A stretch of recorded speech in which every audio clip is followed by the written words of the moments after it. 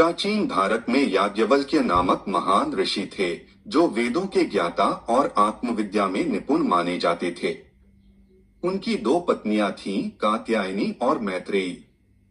कात्यायनी गृहस्थ जीवन में संतुष्ट थीं, जबकि मैत्रेयी अत्यंत बुद्धिमती और आत्मज्ञान की जिज्ञासु थीं। एक दिन याज्ञवल्क्य ने संन्यास लेने का निश्चय किया। उन्होंने अपनी दोनों पत्नियों से कहा कि वे अपना सारा धन विभाजित कर रहे हैं। कात्यायनी ने मौन सहमति दी, लेकिन मैत्रेयी ने एक अद्भुत प्रश्न पूछा। भगवान, यदि मैं यह धन पा जाऊं तो क्या मैं अमर हो जाऊंगी? याज्ञवल्क्य ने उत्तर दिया, नहीं, धन से अमरता नहीं मिलती। धन से तो केवल सांसारिक सुख मिलते हैं, पर आत्मा का साक्षात्कार नहीं होता। तब मैत्रेयी ने कहा, यदि यह धन मुझे अमर नहीं कर सकता तो मुझे उसकी आवश्यकता नहीं। मुझे वह ज्ञान दीजिए जिससे अमरत्व प्राप्त हो। यह सुनकर याज्ञवल्क्य अत्यंत प्रसन्न हुए और उन्होंने आत्मा का गूढ़ ज्ञान उसे देना प्रारंभ किया। उन्होंने समझाया, प्रियता किसी वस्तु में नहीं होती, वस्तु प्रिय इसलिए लगती है क्योंकि वह स्व से जुड़ी होती है।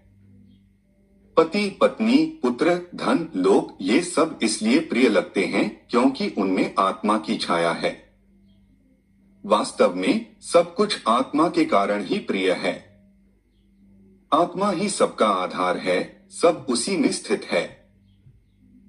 फिर उन्होंने कहा, जिस प्रकार एक बर्तन के टूटने पर उसकी मिट्टी मिट्टी में ही मिल जाती है, वैसे ही यह शरीर पंचतत्व में लीन हो जाता है। पर आत्मा न मरती है, न जन्म लेती है। वह जानने वाला है, पर कभी जानी नहीं जाती। वह स्वयं प्रकाशक है। मैत्रेयी उस ज्ञान को सुनकर मौन हो गई। उसका अहंकार समाप्त हो गया और वह शांति के गहरे सागर में डूब गई। वह जान गई कि आत्मा ही सच्चा सत्य है, शाश्वत, अविनाशी और अनंत। इस कहानी से ये सीख मिलती है कि यह उपनिषद की सबसे सुंदर और दुर्लभ कथाओं में से एक है। यह हमें सिखाती है कि सच्चा ज्ञान सांसारिक वस्तुओं में नहीं, आत्मा के भीतर है।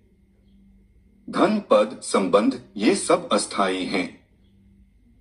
आत्मा को जानना ही वास्तविक अमरत्व है।